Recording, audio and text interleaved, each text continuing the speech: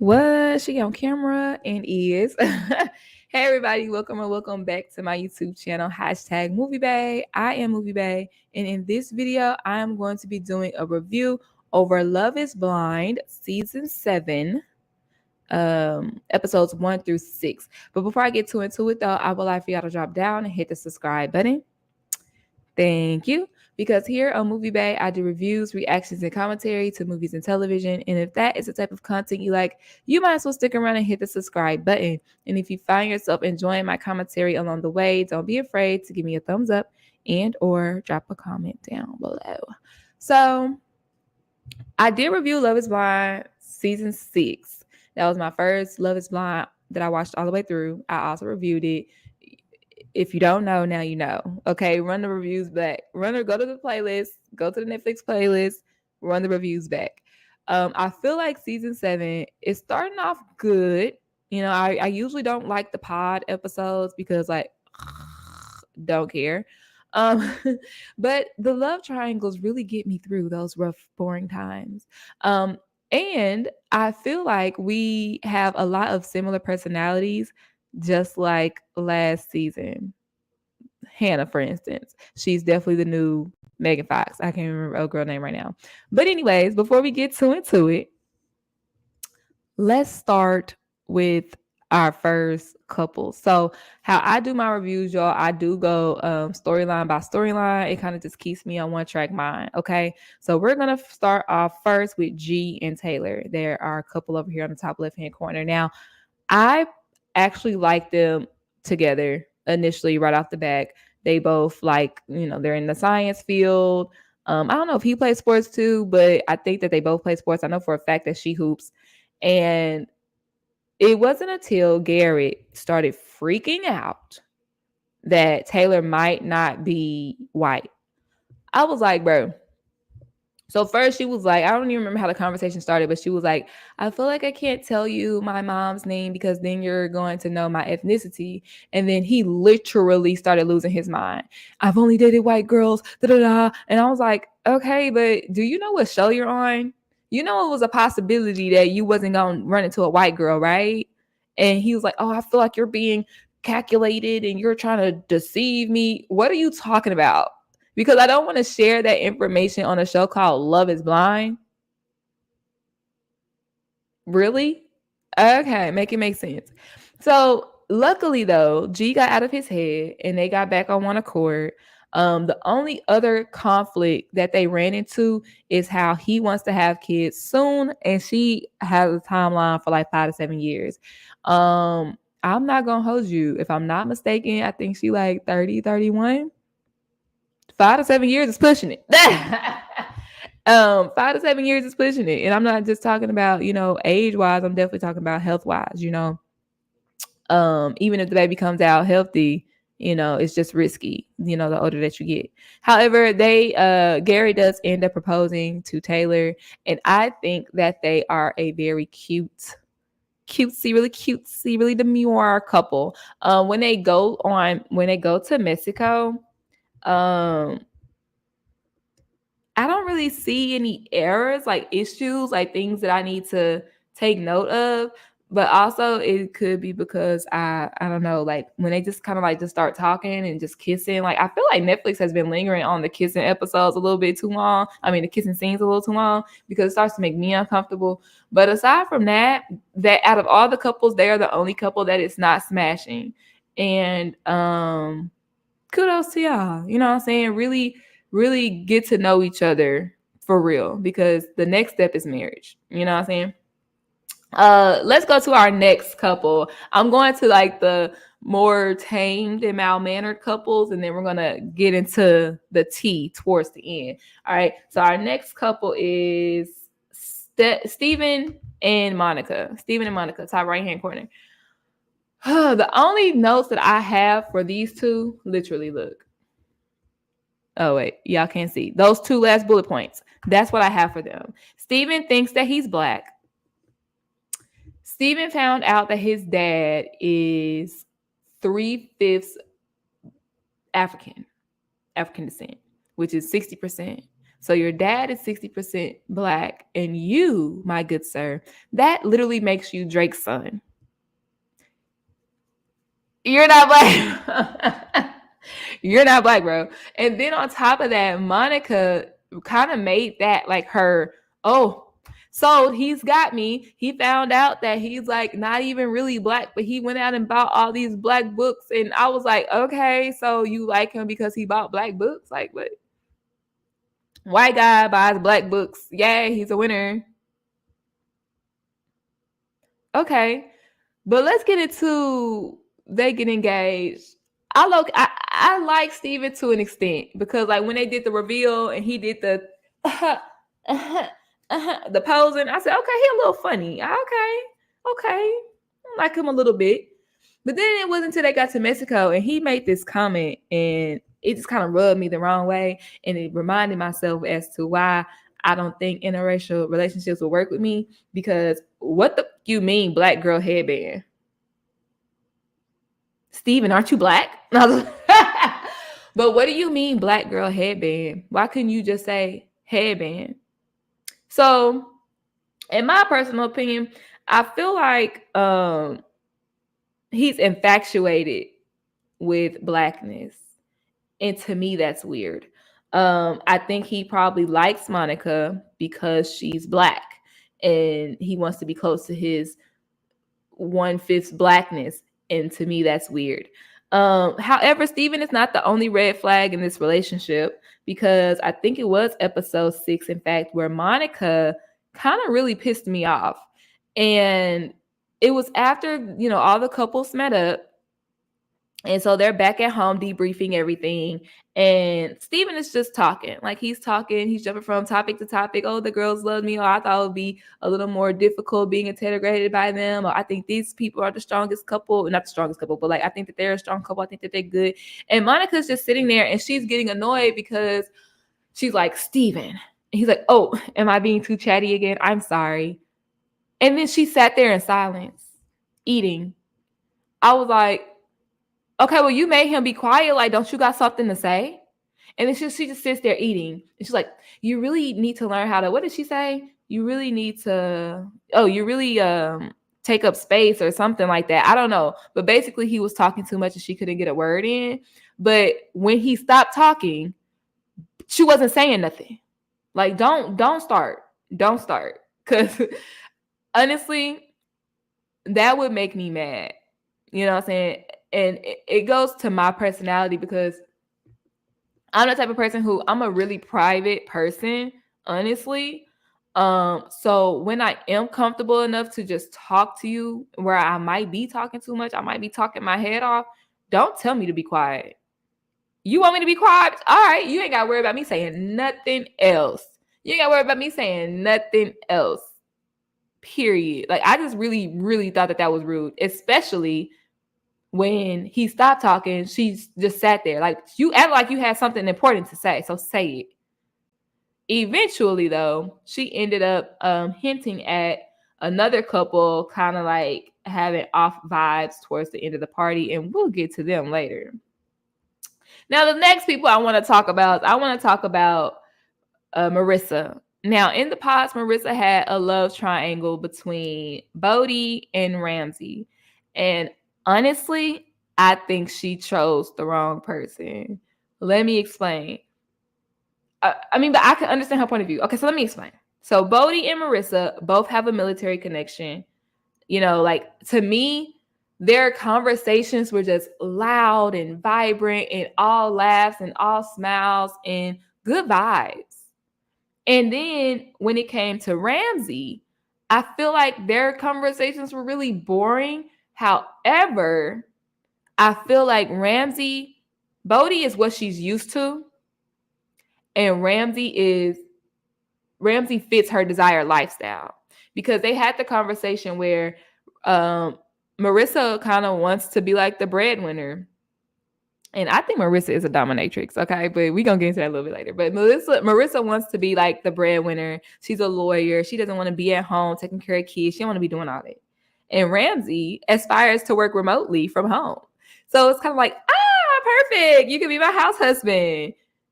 Right. So the type of person, the type of woman that Marissa is, I don't think it would have meshed well with Bodhi, which in her defense, I see why she chose Ramsey. That was more of a you suit the lifestyle that I like, and Bodhi is just more like we just vibe for real. I don't know, bro. I really didn't think that her and Ramsey had it like that. So then when they get married, not married, but when they get engaged, they're like all really giddy, and I honestly felt like she liked him more than he liked her. But maybe he could just be a little bit more reserved, you know what I'm saying? But she was just like, "Oh my god, we'll have some beautiful babies," and it's like, damn it, you just met me like low key like a week or two ago. Like, relax, calm down. I know I look good, damn. This is the couple though, and this let me get to this dominatrix. This is the couple where I feel like, I think it's lust. And I don't know enough. And it could be because I kind of fast forward through their talking scenes. I'm not gonna hold you. They kind of bore me. But they smashing. I'm talking about every day, 5 times a day. It's always the quiet ones because I did not see that coming from Marissa. But now that I know that she want to be the breadwinner, she want to wear the pants, and she want to go to swingers clubs, and Marissa is giving dominatrix for real. And she's like, telling all the girls about Ramsey, like big hands, big feet, big meat. Like, girl, y'all will never catch me telling y'all about my dude. Y'all will never catch me telling y'all about my dude's package. Like, never that. But I just think that this is what happens. And I haven't seen episode 7, 8, or 9 yet. But I feel like this is what happens when you smash too early. Because to me, I feel like it's the honeymoon phase because they're smashing. It's giving lust to me. Y'all let me know. Do y'all think they're really a good vibe? Do they really get along for real? Because I think that they just like how each other look, and obviously the sex is good. Like that's the vibe that I get from them. All right, y'all. Before we move on to our next storylines, be sure you like, comment, subscribe. Leave your thoughts and opinions in the comment section down below. Do y'all think Marissa chose the right person by going with Ramsey over Brody? What are y'all thoughts about Steven thinking that he black? And Taylor's just so beautiful to me. She's just a very beautiful woman. Yeah. All right, let's go ahead and move on to our black love couples. Who's on the list? We got Tyler and Ashley A. I got some things to say about Tyler and Ashley A. When they meet in the pods, they kind of both bond over not believing in gender roles and how they both want to skydive before their wedding because it kind of symbolizes a leap of faith. I thought that was cute. Tyler low-key gives me F-boy vibes. Let me explain. It's not only because he likes it, but I feel like he found his way in with Ashley A. And it was through prayer. It was through faith. So he wrote down this prayer and it was good. It was a really good prayer. And from that moment on, Ashley's A's guard was down because initially I was like, she not feeling him.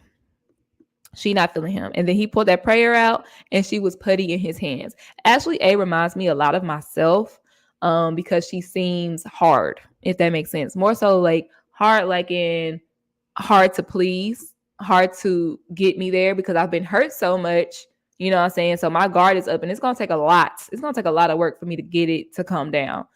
Very non-nonsensical. Is that a word? Made it one. I like Ashley A. Tyler just does not give me genuine. Anyways, what I did like and what would have kind of got me to let my guard down though is when on his birthday, he brought her flowers. I said, you know what? Now that would have got me. That would have made me be like, okay, I think I like him. A little bit because to me, that's just very selfless. Like, it's your birthday and you're buying me stuff. I love that. I love that for you. I love that for us. He proposed on his birthday, which to me is also really cute. They are the only people when they met up that I felt like a genuine connection Like I felt like, okay, they actually really like each other. I think it was funny how Tyler is like a big crybaby, but especially in that meetup, he was like, "But I'm tough though. But I'm tough. Like I'm tough for real." I was like, "Who are you trying to convince, me or you? Who are you trying to convince, me or you?" Now, when they get to Mexico, um, he they actually talk about how Ashley A. She said, "I'm not really celibate, but I'm more so abstinent." Now, celibate is when you are waiting until marriage to have sexual intercourse. Abstinence means I'm just abstaining from sex until, whatever your goal is. And Ashley's A goal was, I've just been having kind of like one-off relationships. So it's like, why pop that Uchi and you're not about to be I mean, she said it nicer than that, but like, why give it up if we ain't gonna go nowhere? So she's kind of just been abstaining, waiting until the right person. Okay. And evidently, Tyler is the right person because it's so funny how they went from that abstinent conversation. First off, I hated that she had all her clothes on in that pool. It was really annoying. I hate wet clothes and it just drove me crazy. It just drove me crazy. Oh, and I hate his tattoos. Hideous. I think that would be a deal breaker for me. Get that covered up or filled in or something. Anyways, I digress. They go from being abstinent to one day they're like at breakfast or dinner or something, eating like worms in a bowl. And she says, "I feel so sure about this that not my friends, not my family, nobody can tell me nothing about you." I said, whoa, hold on. Because one, you cut him off when he was telling you, if you would have met me at a different time period, you would have been like, "Oh, he not so nice." You know what I'm saying? I would be like, "Tell me more. Tell me more, please. What were you doing?" Because you give F boy. I'm kind of certain about that. But like, tell me more, please. But she cut him off, y'all. And she said, "I'm at the point, like, I feel so sure about this. I feel so certain about this. Nobody can tell me nothing about you. Not my friends, not your friends, not my family, not even my mama." Oh no. She said, "Not even my mama." And she said, "My mama I'm gonna have to tell her mama, you need to sit out and shut up." Girl, no. And immediately I said, "Oh, but you done lost your mind." He done dropped that golf. He done dropped that golf to have her talking like this, from being celibate or abstinent to saying, "Not even my mama, ain't no mountain high enough, ain't no mountain low enough, ain't no river wide enough to keep me from you, baby." I said, "Oh yeah, he done dropped that D off. That's what done happened.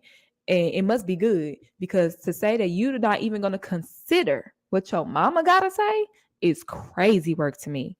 Now, honestly, for some people, it depends on who your mama is. But I know who my mama is. And if my mama say something, I'm going to take heed to it. Because you seeing something, you picking up on something that I haven't picked up on yet. You know what I'm saying? Am I going to jump ship immediately? No. But am I definitely going to like consider it and check it out? Absolutely. Ashley, that's concerning. And that means he got you wrapped around his motherfucking finger. That's exactly what that means. So from then on, they talk about, "Oh, we get married, right? That's my husband, right? We get married, right? Right?" And something about it, just when he says it, it just doesn't seem, it just don't seem genuine to me. When she say it seemed like we go together real bad. You know what I'm saying? And when he said it's giving, yeah, we can get married. Yeah, sure. Yeah, we get married. How do y'all feel about Tyler? How do y'all feel about Ashley A saying what she said? She really lost me. She really lost me with that one. I am not going to hold you, homegirl. Not going to hold you on that one. All right, let's go ahead and get into Tim and Alex. Now, in the pods, every conversation was heavy. She talked about how both her parents have MS and, they divorced, and her stepmom is a saint because she took care of her dad while he had MS. However, when her mom remarried and had her MS, her then husband left. You know what I'm saying? And yeah, that's messed up. So then he, comes back with both of my sisters passed away. I'm the baby boy. And you know what I'm saying? So every date, every conversation, and it could just be editing, but every conversation was heavy and sad. And it's like, oh my God. Now, I got something to say about this. Because to me, I think that Tim, I feel like his intentions are good, but his intentions are wrong. I feel like he is going through his grieving or healing process and he is trying to replace his sisters with another woman. When he said that I can give my parents another daughter, I was like, what are we doing here? Then he gave her his sister's bracelet.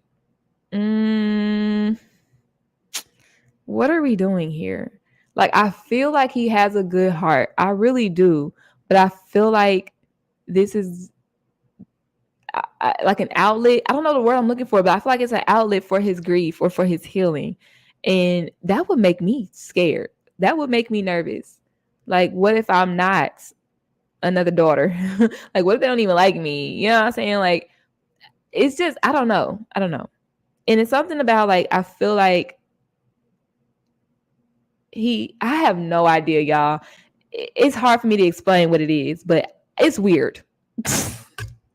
It's weird to me. And then when they meet and he was like, oh, I didn't know you had a nose ring. And she was like, why? Is that a problem? And he was like, nah, my older sister had a nose ring. I was like, oh my God. Oh my God. Let's get off of Tim though. And let's go to Alex, because Tim isn't the only one that makes me like, Alex does too.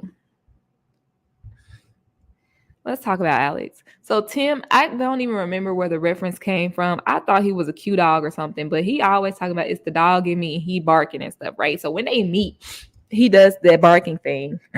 Excuse me. And she's like, stop doing that. Stop doing that. Stop. I said, she gonna leave him. She is gonna leave him over that dog stuff right there, because immediately it went from okay, I'm feeling this to don't complain with me.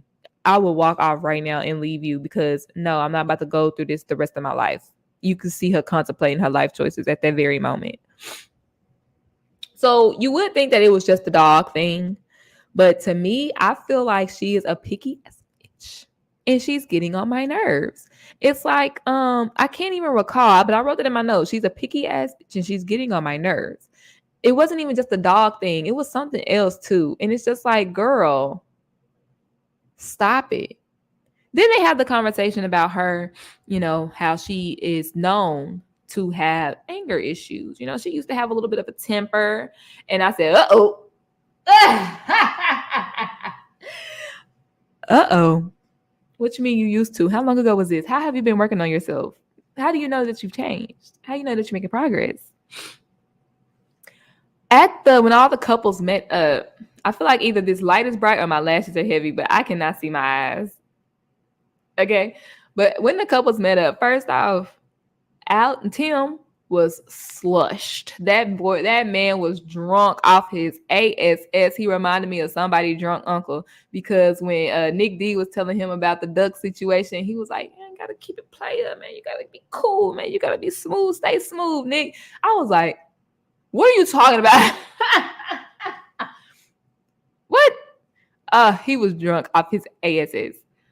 So apparently, what's the other girl name? Apparently Monica was correct when she picked up on some vibes about Tim and Alex when they were about to leave the party. They did not show this. This was not on camera, but they come back, the next morning or whatever, and he's coming in as if he did not sleep there. And then we find out that they had a heated argument that night. I am Team Tim on this one. So she said that it wasn't even about you. and you were making me upset thinking that I was upset because of you. And in all actuality, I just want to be home. I miss my family. And I was thinking, well, this whole conversation, this whole argument could have been avoided if you would have just said that. She was upset that he was assuming why she was upset, when instead of saying, I'm not upset because of that, I'm not upset, blah, blah, blah, all you had to do was say that you are homesick right now. Like, what? I feel like at our big age of 30, you can't tell your now fiance that you homesick. So to me, I feel like the argument escalated simply because she was giving him the runaround. He's just he is pressing her. Granted, he's pressing her like, well, what's wrong? Well, tell me. Well, talk to me. Then bitch, tell him and talk to him. Like, what are you talking about? Like, the whole thing could have been avoided if you would have just said, I'm sorry, babe. Right now, I'm just homesick and I really just don't feel like talking right now. That's all you had to say, bro. Communication. But apparently, this is where Tim, kind of was like, Apparently, during that argument, Alex was getting in his face. She said that she even covered his mouth. I wish you would put your dirty ass hand over my mouth. Like, I don't like when people touch my face. You put your hand over his mouth. So she was in his face. She put her hand over his mouth. And he also said that she was calling him out of his name. Tim looked fed up. Tim looked like, nah, like this is over. This is a wrap. It's a wrap for you, baby. That's what Tim was giving. Alex knew she messed up. She tried to hold his hand. Come here. He was like, I'd rather not. I said, oh, he is pissed for real. I'd rather not. So she scooted over to him, started laying all on him. I think we can fix this. I was like, bitch, I'm still waiting for you to say sorry. She needs to apologize. Because if it went down like that, and she didn't deny it, that she was in his face, put her hands on him, covering his mouth, and was calling him out his name, you need to apologize. So eventually she says, I'm sorry. I would be like, for what? What are you sorry for? I need a real apology because this is real. This is real. This is our first. And Tim made it known, like, I don't like to argue over bullshit. Like, I don't like to argue over petty shit. And to me, this was petty because all you had to do was say, I'm homesick right now, babe. I kind of want to be by myself right now. I just need a moment. That's all you had to say. That's all you had to say. But you girl, I don't think they're going to make it. And honestly, I really wish that Tim would have walked away. But she came in with that wrestler outfit on, body sitting right, looking tight. Oh, he started to fold. Tim, fool me once, shame on you. Fool me twice. Because if that's our first argument and it's that heated, it's only going to go up from there. All right, y'all. We are in our last stretch. Be sure you like, comment, and subscribe, especially if you are enjoying my commentary. What are y'all thoughts over Tim and Alex? To me, both of them are a little bit weird, but I really don't play. I just really don't play about, don't put your hands on me. Don't get in my face. Don't call me out my name. Bitch, your voice better not get too high for my liking. Like, I don't play like that. Disrespect, I do not play like that. So, Tim, I 100% feel you on that. Alex, get it together, sis. All right, y'all. We are in the home stretch now. Let's talk about the primary love triangle in Love is Blind Season 7. Let me get some agua because she's thirsty.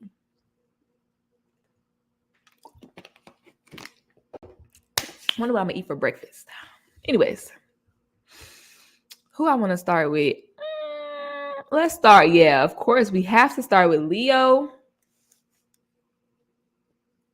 Brittany, and Hannah. We have to start with that love triangle because Hannah is a story. I'm gonna try to be respectful when it comes to Hannah. Let's just say that. Leo is an art dealer. He's rich and he will let you know it. Brittany is a self-proclaimed trophy wife, and Hannah is a hometown homegirl. Okay, so Leo, excuse me, Leo is stuck in the middle, kind of just like Marissa. Go with what I know, aka Brittany, or go with something different, aka Hannah. Okay, so he's torn. However, let me look at my notes because I want to make sure I want to make sure I don't miss nothing. Right. I said, Brittany is Self-Proclaimed trophy wife. She doesn't cook, dumb blonde stereotype. Hannah, she's smart, adventurous, doesn't care about his job. All right. So Leo is conflicted, something new, something different. All right, here we go. Brittany lets Leo know I can say no too. Like, yeah, you got options, but I just want to let you know that I have a voice and I have a choice. And I said, period, Brittany. Period. Because towards the end, Leo started playing with them. He really was conflicted, I guess. He really didn't know what to do, I guess. And he made it seem like it was his choice and his choice alone. And Brittany had to let him know, baby, I could say no too. Like, you can still ask and I can still say no. I could walk away right now if I want to. And I said, period, Brittany. That's the way you worked that one. Hannah is also interested in someone named Nick D, who we're going to get into. And she has made the decision to go with Nick D. We're going to get into that story in a minute. But she has made the decision to go with Nick D. She comes in to tell Leo the decision that she has made. And Leo flips out.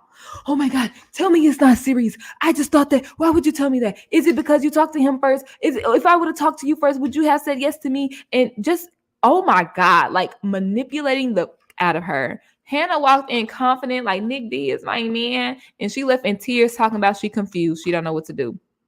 I said, oh, he is an art dealer for real. The salesman tactics came out for real. Leo was like, no. You need this art piece in your life right now. I don't care if it's $1 million. Don't you got $1.2 million? You could live off 2. Like, you know what I'm saying? Like, he was manipulating, miming the out of her. So eventually she was like, okay, let me sleep on it. Okay, boom. Come in the next day. The next day. And his whole story has changed. He's like, Nick D is the one for you and Brittany is the one for me. And I knew it all along. And she was like, Hannah's like, well, what was that you was talking yesterday? And I agree. Like, what was this you was talking yesterday? Mr. Oh, if I propose to you right now, what would you say? And if I was Hannah, I would be like, stop saying if. You keep saying if, do it. Do it right now. Propose to me right now and see what I say. Stop saying this if. Because right now, the word if means you still conflicted. And you don't want me to choose another person. You want to be the one to choose. That's really what it is. Leo wanted to be the one to choose. He didn't want her to break up with him. He wanted to do the breaking up with whoever he decided to break up with. So I honestly think when they called the meeting the next morning, I feel like he called that meeting so he could save face, tell Hannah like, yeah, Nick D is the one for you and Brittany the one for me. And I been knew that because Hannah lets you know that, bro, it ain't it. Like I said, he wanted to beat her to the punch. And he kind of like stuck it and tried to turn it. But luckily, Hannah was like, bro, whatever, bro. Yes, Nick D is my man. Yes, I knew it all along, too. I wish you well. And we will have well. You know what I'm saying? I said, period, Hannah. That's it on that. But something Leo said, can you talk to Brittany for me? Boy, are you crazy? I just don't want her to think that, she was like a backup plan. And Hannah said, well, that's not none of my business. That's your job. Bye-bye. That boy has some nerve. So then he goes and talks to Brittany. And eventually he asks her to marry him. And she said yes. And it was crazy because she walked in so empowered, like, I am woman. The ball is in my court now. I get to make the decision. I ain't nobody plan B. And then you say yes. I said, oh, bitch. Ah, girl, wait. So at the reveal, did I even talk about anybody else reveal? Oh, yeah, I did. But at the reveal, she is turned off. And I don't think Leo is not attractive. I just think his personality really makes him not attractive. Like the rich, egotistical, manipulative type spoiled brat. That's the vibes I get. And when I tell you Brittany kept like pushing off and like he kept trying to like pull her on him and she was like, I said, she is not feeling him at all. At all. So she asked, she was like, yeah, this is just the most accurate moment of my life. Like, it's not computing that I'm engaged to a stranger. Did you not know what show you was going on? So she had asked him, she was like, first off, it was so weird that they didn't sit on the bench. They went back in the little room and sat on the couch. I thought that was funny. I said, who does that? But she was like, so even if we don't go to Mexico, can we still go to Miami? He says yes. And then the subtitle pops up. The subtitle pops up that producers did not choose them to go to Mexico. I was like, oh, production gets to choose if they want to follow your storyline or not? Interesting. So production was like, yeah, nah, y'all gonna break up anyways. Don't even waste our money. We're not sending y'all to Mexico. So they went to Miami and still broke up like 3 weeks later. She knew that. She knew that. I think that because Brittany also has a type. She dates up, you know, and she's talked about how they are, you know, really mean and condescending to her. And I'm like, but you ended up doing the same thing with him. Like, you acknowledged that he could be manipulating you, and you still said yes, you would marry him. But I'm just happy that I guess she realized before it was too late that nah, this ain't working out. And I'm pretty sure she broke it off with him because I don't think he was so like giddy about her. You know what I'm saying? All right, y'all, let's go ahead and get into the final two for this episode. They got the most notes on my phone. So let's get into it. Nick D and Hannah. First and foremost, Nick D, he is an ex-kicker and punter, and he will let you know it. And he is a flirt. Okay, everybody in the pod is like, oh, Nick D, he's so smooth. It's definitely giving F-boy vibes. You know what I'm saying? And I thought the same thing. I said, oh, he's smooth. He's a little suave. Okay. He got some game. Okay, Nick D. He and Hannah, they hit it off. He's a high school kicker. She's a high school cheerleader that dated the quarterback. And he was like, you know, if I was at your high school, you definitely would have dated the kicker. I was like, Nick D got some bars on him. Okay. I'm gonna let y'all know now. I like Nick D. I like him. All right. So let's see. They start talking about looks, and he says that he will make her feel beautiful no matter what she looks like. Now, Hannah, what is the girl from last season, y'all? Megan Fox from last season? Hannah is her. Hannah exudes. Like, when I first met Hannah, I said, oh, okay, she a cool little white girl. Okay. And then her slip started to show. Let's get into it. So she let all the girls in the pod talk her out of liking Nick D. She comes back from her dates like, oh my God, I just love him. Like, he's so cool. Like, we just get along so well. And all of the girls are like, he's a player. He probably got a phone full of nudes. Like, girl, you don't need to, blah, blah, blah. Yeah, you're going to have to wake up with a full face of makeup on to please him. And she lets those girls get into her head, and she ends up breaking up with Nick D. I said, you stupid. Request to talk to him again at a later date. And she lets him know, like, I broke up with you because the girls, like, they were telling me how you were a player and da-da-da. He was like, so you broke up with me because of what other people were saying? I said, exactly, Nick, run. Red flag right there. Get out of Dodge right now. Did he? No. Mm-mm. Hannah, honestly, Hannah, in that chat, her insecurities started showing Like, what if I'm not a size 2? And what if and what if I don't want to wear makeup? And I just feel like you're perfect. And if I'm not perfect, and he's like, bro, like, you ain't the only one that has these thoughts. Like, what if she don't like me in person? Like, my issue with Hannah is you can't exude that bitchness and be showing your slip with your insecurities. It don't match up. You either that bitch or you not. I don't like when people pretend to be something that they not. So let's proceed, shall we? He asked her to marry him, and when they get to their reveal, she got the nerve to not like him. She was so concerned with him not liking her because she put on a little bit of weight. And she actually said that in the pod. She was like, yeah, after COVID, I gained this much weight and then I've lost this much weight. But my mom used to have to hide the Twinkies and ding dongs from me. So she has given him hints like, you know, I'm a full figure woman. And he don't care. So when they walked out, she had the nerve to not like him. I was watching this with a friend and I was like, now she worried about him being too small, quote unquote. Bitch, he the kicker. What were you expecting? That's your fault. She was expecting some big, tall, swole dude. I was like, baby, he's the kicker. If he said he was the linebacker, that's what you can expect. He said he was the kicker. That's your own fault. That's your own fault. I was watching this with my friend and my friend said she don't like small dudes because they make her feel ginormous. I said they gotta be what it is because he looks like a regular average guy to me. You know? I just thought that it was so weird that she was the one that was mad.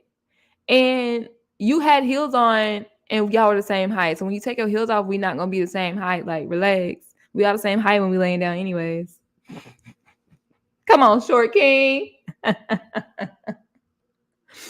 She really ain't feeling him though. Like when they walk away, you know, and they go back, they separate ways or whatever, he turned back around to look at her. And she did not turn around at all. I said, oh, damn, Nick. She is not feeling you, bro. She did not turn around to get a second look. She was fiddling with that box like, guess I'm in this now.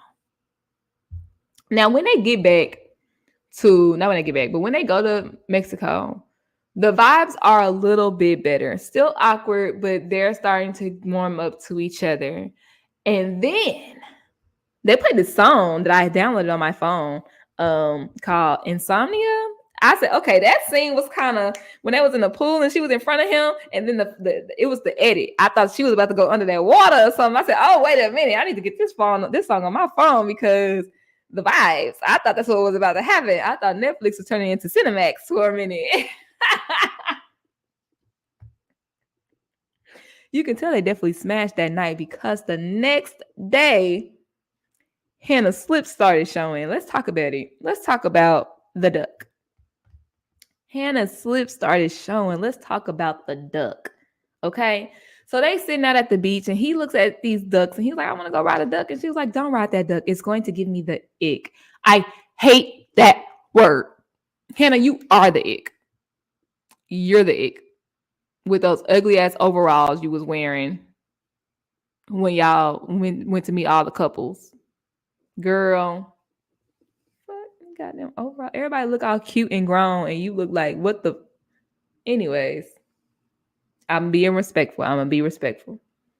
So she doesn't want to go ride the duck. So he goes and rides the duck.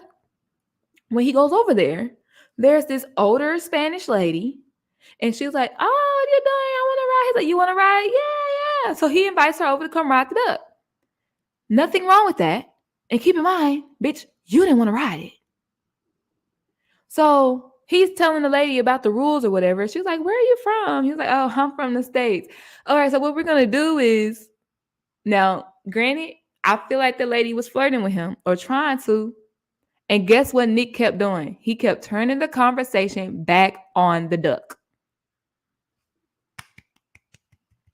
The old lady pointed And Hannah said, oh, she's jealous. Ha ha, don't be jealous. Don't be jealous.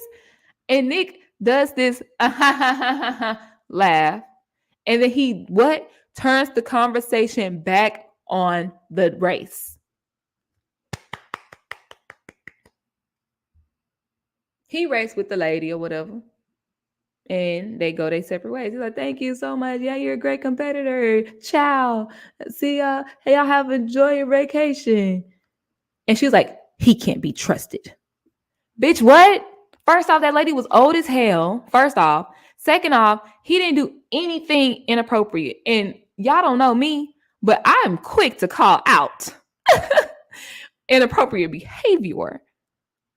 Like if he like leaned into that, like, oh yeah, I'm from the States. Where y'all from? Oh, okay, who you with? Da, da, da, da. That's disrespectful. When she was like, oh, she's jealous. Don't be jealous. If he was like, yeah, she's jealous. I don't know what she's jealous about. Like, she didn't even want to come ride the duck with me. So I'm happy you over here riding the duck with me. If he would have leaned into the conversation, that's disrespectful. She's saying that you were laughing when she called me jealous. That's disrespectful. Well, what was I supposed to say? Fuck you, bitch. Don't talk about my woman like that. Like, what did you want him to say? He did like a little nervous laugh, like, ah, ha, ha, ha, ha. All right, so what are we gonna? And he got right back to the race. I personally don't think Nick did anything wrong. Y'all let me know in the comment section down below, but I don't think that he did anything wrong. And Hannah, you're not that girl. It's just so funny to me because like she'll go into this like Dr. Jekyll, Mr. Hyde, where she's like feeling like that bitch. And then now all of a sudden I'm jealous of a 60-year-old woman. Like, well, why are you so anxious to meet the other girls? And I mean, granted, that's the only time where I was like, fuck is you happy to meet them for? That's the only time I was like that. What else did she do that was just insecure? Like, oh, when they were interrogating him and they had the flashlight, the girls had the flashlight on Nick, and they were like, okay, Diamond's dancing, I see you. And Nick turned the Nick on. I ain't gonna hold you. He turned that charm on. He was like, oh, man. I was like, oh, I like Nick, bro. I have a crush on him. He got it. He got some game. And she started to see that, and she got what? Right back in her feelings. Right back in her feelings.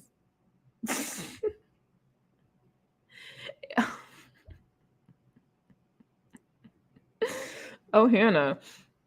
So apparently after the duck day, before they met up with all the other couples, but after the duck day, he found a list of 10 bullet points of things that she doesn't like about him. It says something about immaturity.